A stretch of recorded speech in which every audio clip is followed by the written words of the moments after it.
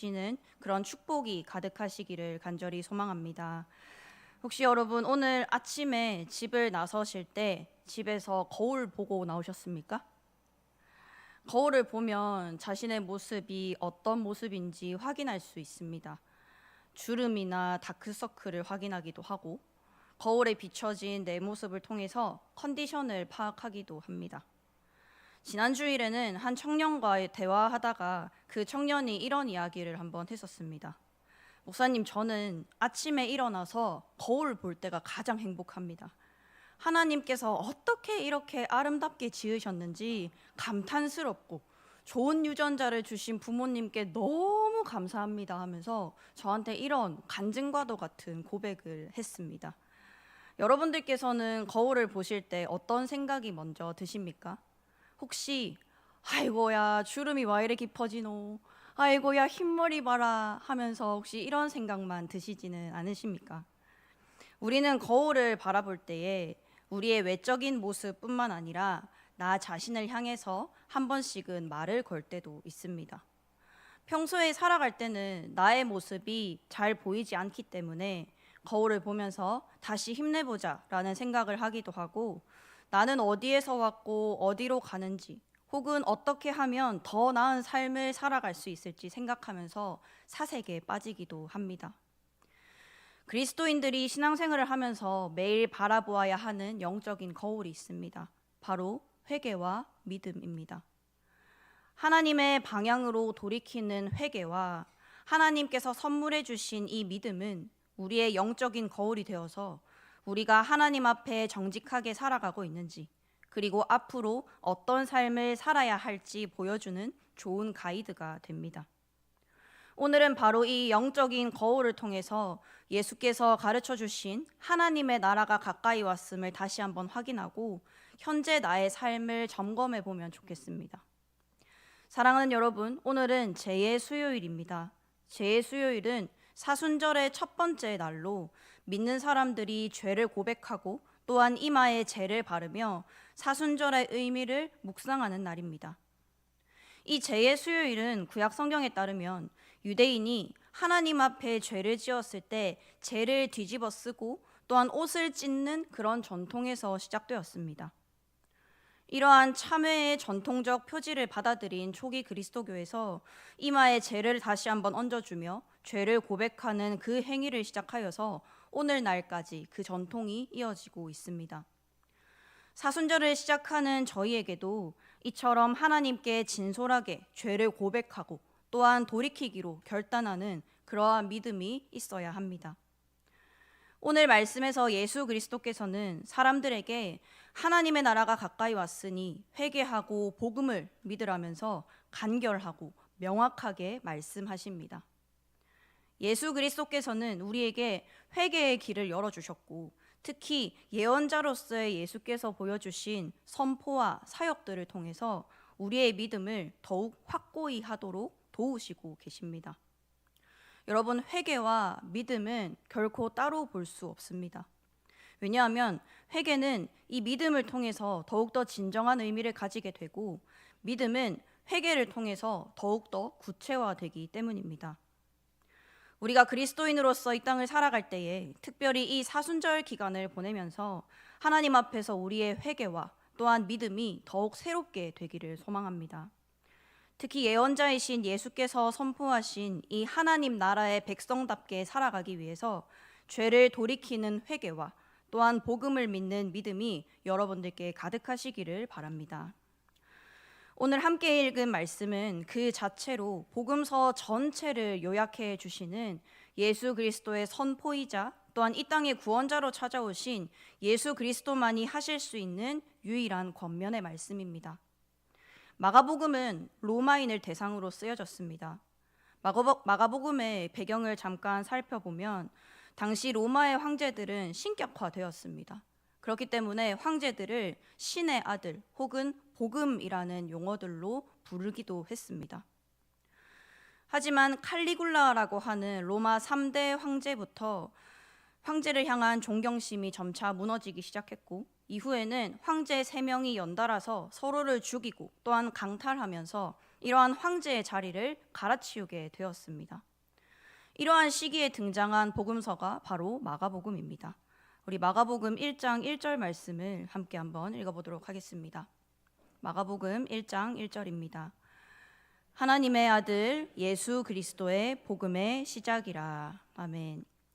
황제가 복음 또한 신의 아들로 불려졌기 때문에 로마인들에게는 이 마치 이러한 말씀이 새로운 황제의 등장으로 들릴 수 있습니다. 하지만 뒤이어서 나오는 2절과 3절을 다시 보시면은 포로된 이스라엘 백성들의 소망이 마침내 이루어질 것이라는 그런 구약 성경의 맥락도 함께 전하고 있는 것을 보아서 지금까지의 왕과는 다른 존재의 통치자가 등장하게 되는 것을 알 수 있습니다. 먼저는 세례 요한이 그 길을 예비했고 예수 그리스도께서 구원을 완성하셨습니다. 마가복음은 당시 로마와 또한 헤롯 왕가의 하수인이었던 이스라엘에게는 해방을 주시는 메시아의 소식이 복음으로 들렸고, 무력과 전쟁으로 소망을 쟁취하려고 했던 유대인들에게는 그들이 생각하지 못했던 방식, 메시아 예수의 복음으로 이미 하나님 나라가 이루어지기 시작했다는 것을 전해주고 있습니다. 또 한 가지 눈여겨볼 사실은 마가복음에서 가장 많이 쓰이는 단어 중에 하나입니다. 바로 곧, 즉시라는 단어가 마가복음에서만 총 42번이 등장합니다.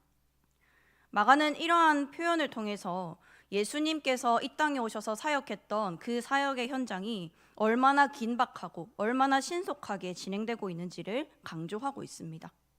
더불어 이 마가복음을 읽는 독자들을 향하여서는 예언자 예수의 권능과 또한 하나님 나라의 임박함을 전하고 있기 때문에 예수님께서 전하시는 이 구원의 메시지와 이미 시작된 하나님 나라를 지체 없이 믿고 받아들여야 하는 결단이 우리에게 또한 필요함을 깨달을 수 있습니다.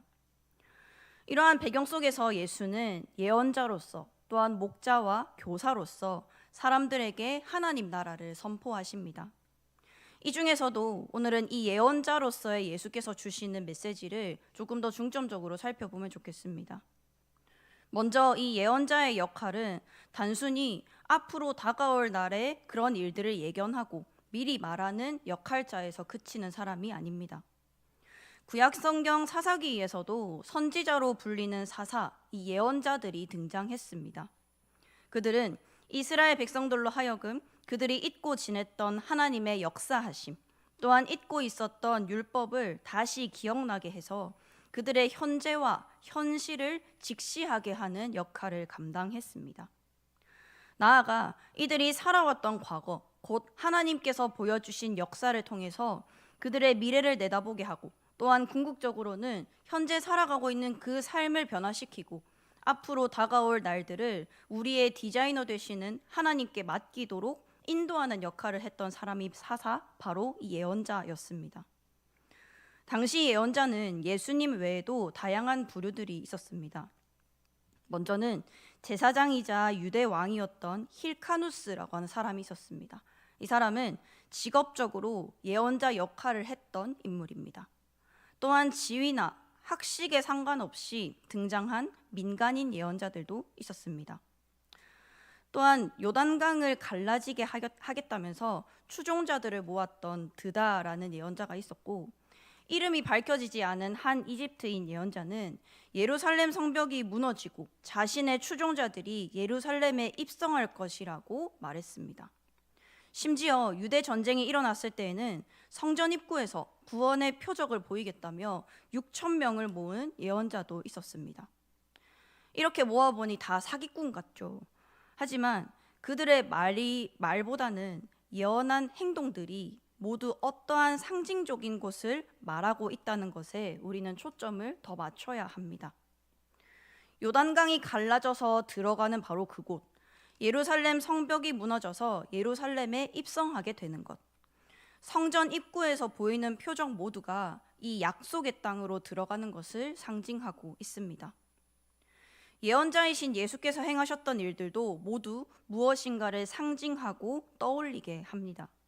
중요한 것은 이 앞선 예언자들의 예언은 허구에 불과했다는 것이고, 예수의 예언적인 선포는 모두가 성취되어서 사람들에게 하나님 나라를 향한 바른 길잡이가 되었다는 것입니다.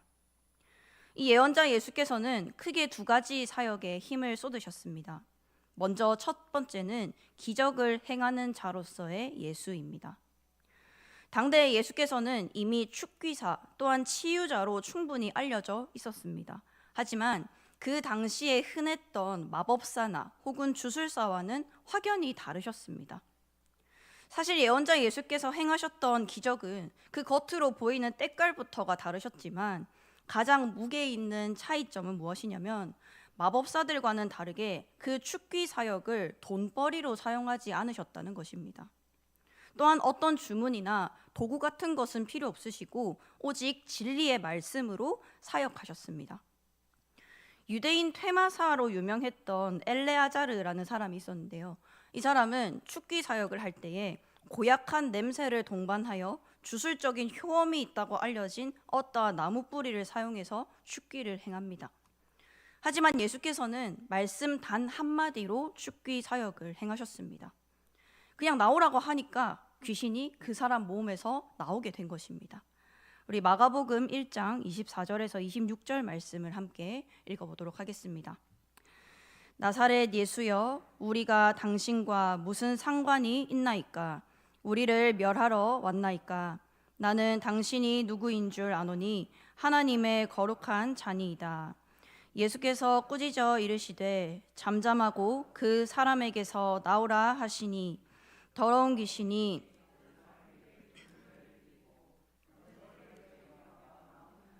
아멘. 당시 마법사들과의 큰 차이점 중에 또 하나는 예언자 예수께서는 자신의 사역을 통해서 의도하신 바가 분명했다라는 것입니다. 예수께서 거라사라는 지방에서 귀신 들린 사람을 만납니다. 그를 향해서 이름이 무엇이냐라고 묻자 귀신은 자신의 이름을 헬라어로 레기온이라고 하는 로마의 군대라고 소개합니다. 예수께서는 이 귀신들을 근처에 있던 돼지떼 2,000마리에게 들어가게 하시고 갈릴리 바다에 빠져서 몰살하게 하십니다. 이 귀신의 이름은 로마 군대입니다. 군대라는 이름을 가지고 있었고 그들은 바다에 수장되었습니다. 혹시 구약 성경에서 떠오르는 장면이 있으십니까? 바로 하나님께서 모세를 통해 애굽 군대를 바다에 수장시키신 장면입니다.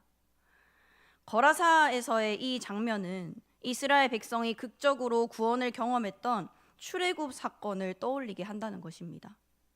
그런데 이번엔 그 사건이 이방인의 땅에서 그리고 이방인에게 일어났다는 그 사실에 주목해야 합니다. 결국 예언자이신 이 예수께서는 이스라엘만이 아닌 온 세계가 악한 권세로부터 벗어나 구원에 이르게 된다는 것을 암시하고 있다는 것입니다. 다음으로 예언자 예수의 두 번째 큰 역할은 치유자로서의 예수입니다.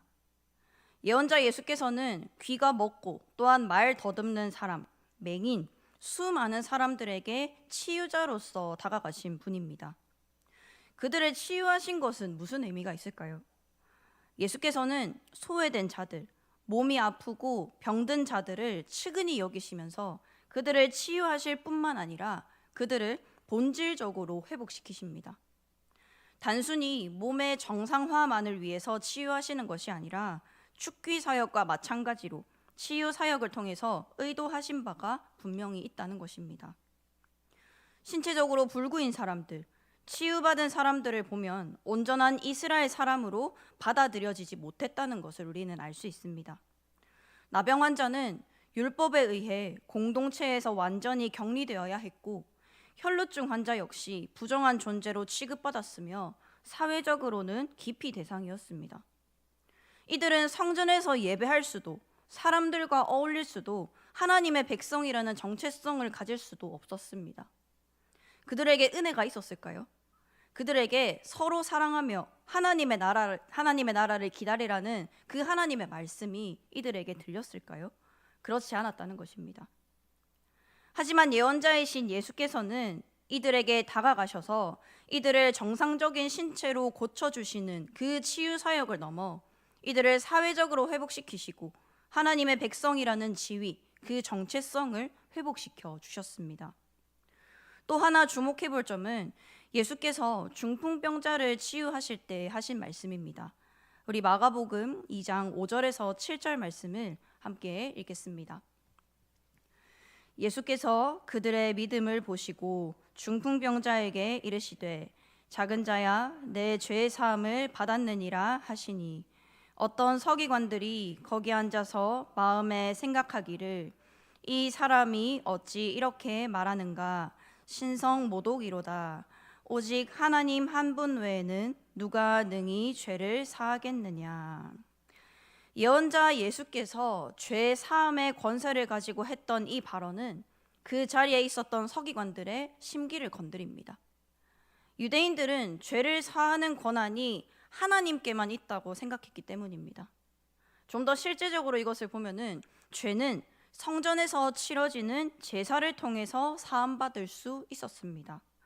그러나 이제는 단번에 희생 제물이 되신 그 예수 그리스도를 통해서 죄 사함을 얻을 수 있게 된 것이 그들에게는 못마땅했던 것입니다.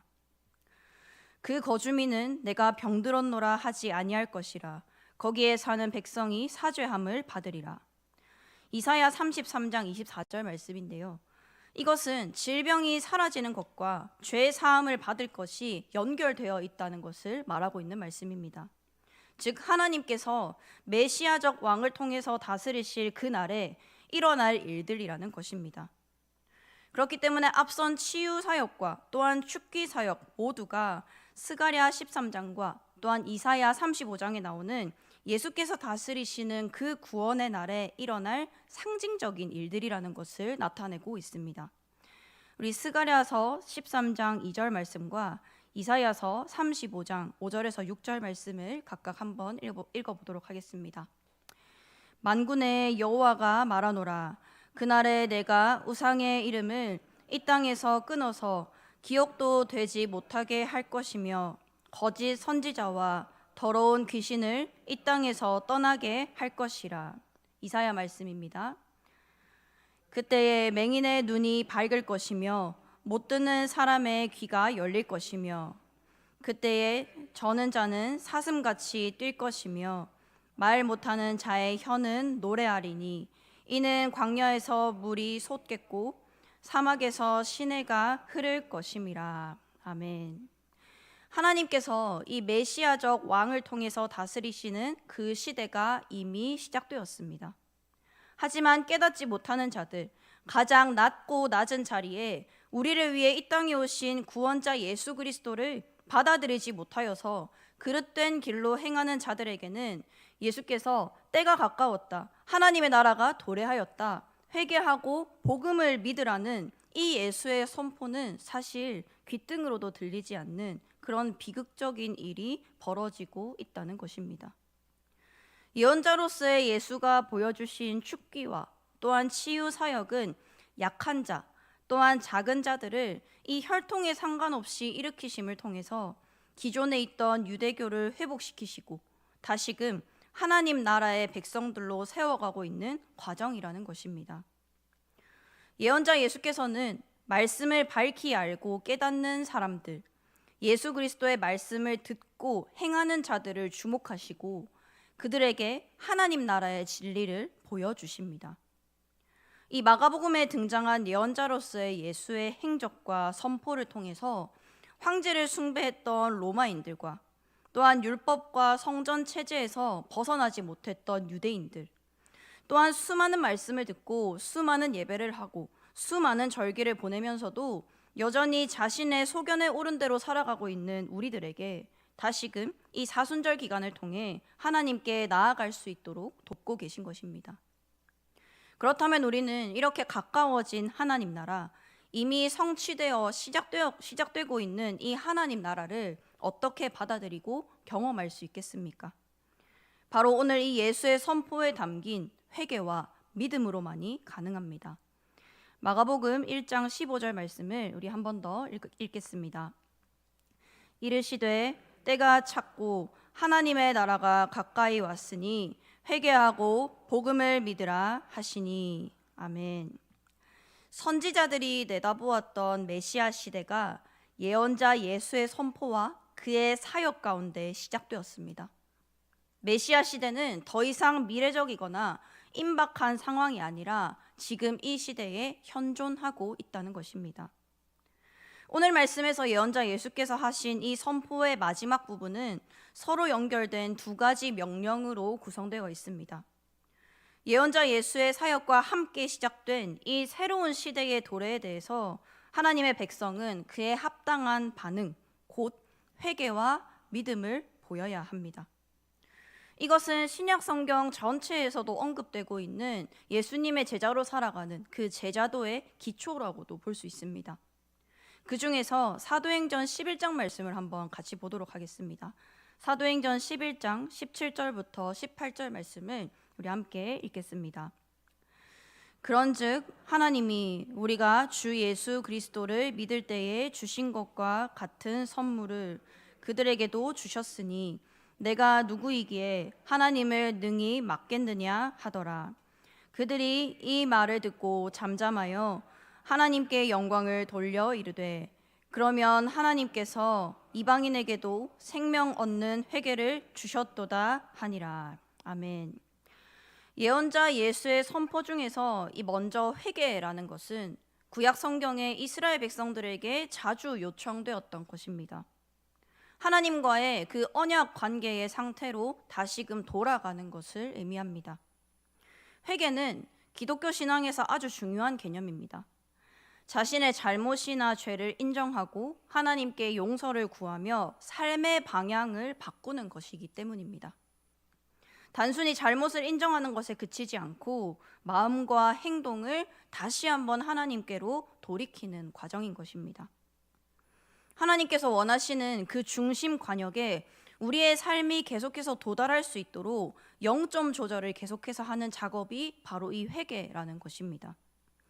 회개는 하나님과의 관계를 회복하고 올바른 삶을 살기 위해서 필수로 동반되어야 하는 아주 중요한 단계라는 것입니다. 또한 우리에게 이 회개가 필요한 이유는 하나님의 나라가 가까이 왔기 때문입니다. 아니, 이미 시작되었기 때문입니다. 또한 우리가 회개할 수 있는 이유는 예수께서 우리의 죄를 대신하여 십자가에서 죽으셨기 때문입니다. 날마다 회개하며 그렇게 살아가는 사람들은 자신의 죄가 예수님의 십자가에서 대속되었음을 인정하는 사람이고 또 그 십자가의 의미를 깊이 깨닫는 사람입니다. 그 십자가를 통해서 진정한 용서와 구속을 받을 수 있기 때문입니다. 예수께서 십자가에 달려 죽으신 그 희생을 기억하며 그것을 따라가는 겸손한 회개가 우리에게 있기를 소망합니다.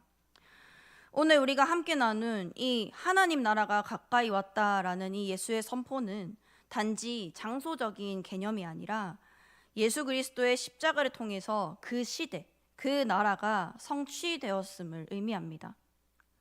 예수께서 십자가에서 이루신 구속 사역은 우리가 하나님 나라를 경험할 수 있도록 하신 결정적인 사건입니다.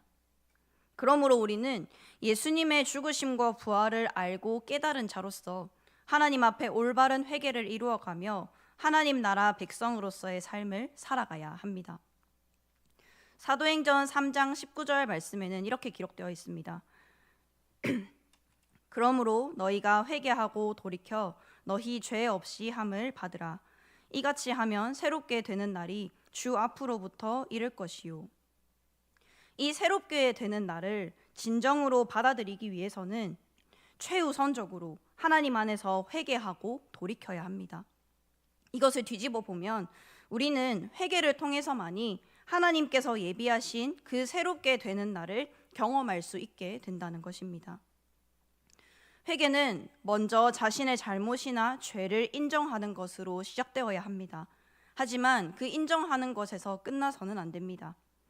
하나님께서 주신 새로움을 받아들이고 하나님의 뜻에 따라 살아가려는 그 결단, 실제적인 삶이 동반되어야 합니다. 회개를 통해서 우리는 하나님과의 깊고도 은밀한 관계를 날마다 새롭게 할 수 있습니다. 우리가 십자가를 기억하며 또한 날마다 회개함으로 하나님께서 원하시는 그런 거듭난 삶을 살아내는 우리가 되기를 소망합니다. 다음으로는 회개와 같이 오는 믿음입니다. 여러분, 하나님께서 우리를 창조하시고 구원 사역에 우리를 초청하셨음을 믿으십니까? 예수 그리스도만이 우리의 구원자, 모든 질문에 해답되시는 분이심을 여러분 믿으십니까? 우리의 마음에 성령님께서 내주하셔서 우리의 생각과 우리의 마음과 우리의 전 영역을 지키시고 인도하시는 분이심을 여러분 믿으십니까? 믿음은 단순한 지적 동의 이상의 전적인 신뢰와 또한 헌신을 의미하는 것입니다. 여러분, 믿는다면 행해야 하고 그렇게 살아내야 합니다. 단 5장으로 구성되어 있는 요한 1서에는 정말로 무서운 말씀이 있습니다. 우리 요한 1서 1장 6절 그리고 2장과 4절 또한 9절을 함께 차례대로 읽어보겠습니다. 만일 우리가 하나님과 사귐이 있다 하고 어둠에 행하면 거짓말을 하고 진리를 행하지 아니함이거니와. 2장 4절입니다. 그를 아노라 하고 그의 계명을 지키지 아니하는 자는 거짓말하는 자요 진리가 그 속에 있지 아니하되. 9절입니다. 빛 가운데 있다 하면서 그 형제를 미워하는 자는 지금까지 어둠에 있는 자요. 하나님과의 사귐이 있다고 하지만 그럼에도 어둠 속에 산다면 거짓입니다. 믿음이 없다는 것입니다. 하나님을 안다라고 하지만 그럼에도 계명을 지키지 않는다면 거짓입니다. 빛 가운데 산다라고 내가 고백하며 살아가지만 그럼에도 서로 사랑하지 않는다면 거짓입니다. 하나님의 말씀을 믿는다 하면서도 그렇게 행하지 못하면 본질적으로는 하나님과 분리된 상태, 즉 거짓과 위선에 둘러싸인 믿음 없는 자의 모습과 별반 다를 것이 없다는 것입니다. 우리가 복음을 믿고 또한 받아들일 수 있는 이유는 예수께서 십자가에서 죽으신 후에 부활하셔서 우리에게 새로운 생명과 소망을 허락하셨기 때문입니다. 믿음은 예수님이 십자가에서 죽으시고 우리를 구원하신 그 사실을 온전히 받아들이며 그로 인한 구속의 삶을 경험하는 것입니다. 예수께서 십자가에서 흘리신 그 보혈은 우리를 죄에서 구원하시고 또한 새로운 삶을 주시기 위한 하나님의 사랑의 표식입니다. 그렇기 때문에 우리의 믿음, 이 신앙이 성장한다라는 것은 우리가 인생에서 만나게 되는 수많은 선택들 앞에서 우리의 기준이 하나님을 중심으로 바뀌는 것입니다. 오직 하나님의 말씀을 기준으로 선택의 순간순간마다 하나님을 바라보고 비록 이해되지 않고 현실적으로는 어려운 상황을 만난다 하더라도 회복시키실 하나님을 기대하는 마음으로 다시금 하나님을 선택하는 것이 바로 이 믿음이라는 것입니다. 하지만 여러분, 믿음이 쉽게 생기던가요? 이 믿음이라는 것은 우리가 믿을 만한 상황일 때 혹은 특정한 상황일 때 나타나는 하나의 현상 같은 것이 아닙니다. 예언자 예수께서 사람들에게 여러 가지 이적을 보이셨습니다. 하지만 끝까지 이것을 받아들이지 못하는 사람, 즉 믿지 못하는 사람들이 분명히 있었습니다. 그들은 눈앞에서 기적을 보고도 예수님을 통하여 역사하시는 그 하나님을 확인했음에도 불구하고 믿지 못했던 이유는 그 예수라는 인물을 믿고 난 후에 그러한 삶이 두려웠기 때문이고 또한 그래서 주저하게 된 이유도 분명히 있다는 것입니다. 요한복음에 보시면은 예수님을 믿는다는 그 이유 하나만으로 배교자로 낙인 찍혀 공동체로부터 배제된 삶을 살게 된 사람들의 이야기가 많이 기록되어 있습니다. 오늘날보다 더 공동체 생활에 익숙하고 자연스러웠던 당시 사람들에게 이 공동체에 속하지 못한다는 의미는, 성전에서 함께 예배하지 못한다는 이 의미는 그로 인해서 개인과 가정에 어려움이 함께 있었다는 것이고, 오늘날로 빗대어 보면 예수님을 믿는다는 그 이유 하나만으로 소위 말해 복지 혜택조차 받지 못하는 것이 이들의 현실이었다는 것입니다. 이러한 상황에서 어떻게 예수님을 구원자, 이 시대의 바른 방향을 말해주는 예언자로 받아들일 수 있었겠습니까? 우리 역시 신앙생활을 하면서 믿음이 흔들릴 때를 반드시 만나게 됩니다. 하지만 우리가 예전처럼 선택의 기로에서 예수님을 선택하지 않는다고 해서 금방 우리의 삶에 어려움이 찾아오거나 우리 삶에 생활고를 겪는다거나 그러한 문제가 찾아오진 않습니다. 날마다 하나님 앞에 우리의 신앙을 성장시키겠습니다. 내가 하나님 앞에 믿음을 성장시키겠습니다. 라고 결단하고 하지만 그렇게 살아가지 못하는 삶입니다. 당장에는 우리의 삶에 큰 변화가 없기 때문에 우리는 자주 믿음이 바로 서지 못할 때가 많다는 것입니다. 그렇기 때문에 우리의 믿음은 반드시 하나님 안에서 날마다 점검돼야 하고 또한 재정비되어야 합니다. 여러분, 하나님의 사람으로 살아내시되 예언자 예수께서 선포와 또한 지상 사역을 통해 보여주신 약속의 말씀을 바라보며 살아내시길 바랍니다.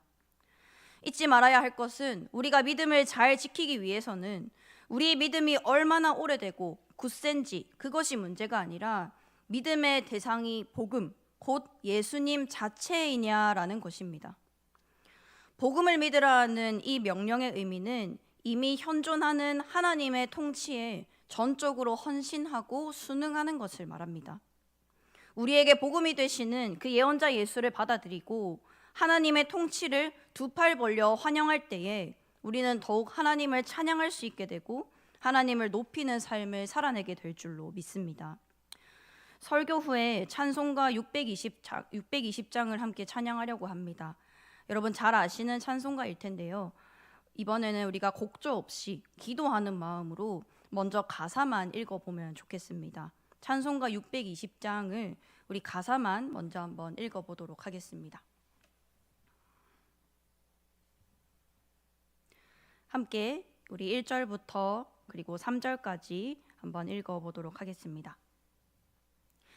여기에 모인 우리 주의 은총 받은 자여라. 주께서 이 자리에 함께 계심을 아노라. 언제나 주님만을 찬양하며 따라가리니 시험을 당할 때도 함께 계심을 믿노라. 이 믿음 더욱 굳세라. 주가 지켜주신다. 어두운 밤에도 주의 밝은 빛 인도하여 주신다. 주님이 뜻하신 일 헤아리기 어렵더라도 언제나 주 뜻 안에 내가 있음을 아노라. 사랑과 말씀들이 나를 더욱 새롭게 하니 때로는 넘어져도 최후 승리를 믿노라. 이 믿음 더욱 굳세라. 주가 지켜주신다. 어두운 밤에도 주의 밝은 빛 인도하여 주신다. 여기에 모인 우리 사랑받는 주의 자녀라. 주께서 뜻하신 바 우리 통해 펼치신다. 고통과 슬픔 중에 더욱 주님 의지하오니 어려움 이겨내고 주님 더욱 찬양하라. 이 믿음 더욱 굳세라. 주가 지켜주신다. 어두운 밤에도 주의 밝은 빛 인도하여 주신다. 아멘. 여러분, 믿음은 때때로 시험을 받을 수도 있지만 그 과정에서 더 깊은 믿음으로 성장할 수 있습니다. 예수 그리스도의 십자가와 부활의 믿음은 결코 실패하지 않습니다. 비록 실패하는 것 같아 보여도, 지고 있는 것 같아 보여도 이미 승리하신 예수 그리스도께서 우리와 함께 계시기 때문에 시험을 당해도 결코 낙심하지 않을 수 있습니다. 또한 우리가 하나님 앞에서 이렇게 성실히 믿음을 연단시킨다면 우리에게 주어지는 참된 소망과 또한 평안이 가득할 줄로 믿습니다. 오늘부터 사순절이 시작되었습니다. 여러분들께 2025년 사순절은 어떤 의미로 다가오십니까? 올해 사순절은 조금 더 보다 하나님 앞에 겸비한 모습으로 예수님의 고난과 사랑의 마음을 되새기는 그러한 시간이 되기를 소망합니다. 전통이나 폐하여야 할 습관에 매인 하나의 절기가 아니라 예언자 예수의 선포와 사역을 통해서 보여주신 그 이미 임하신 하나님 나라를 바라보며 날마다 새로운 회개와 믿음을 가지고 이 삶을 살아내는 저와 여러분이 되기를 간절히 소망합니다. 이제 함께 찬양하겠습니다. 찬송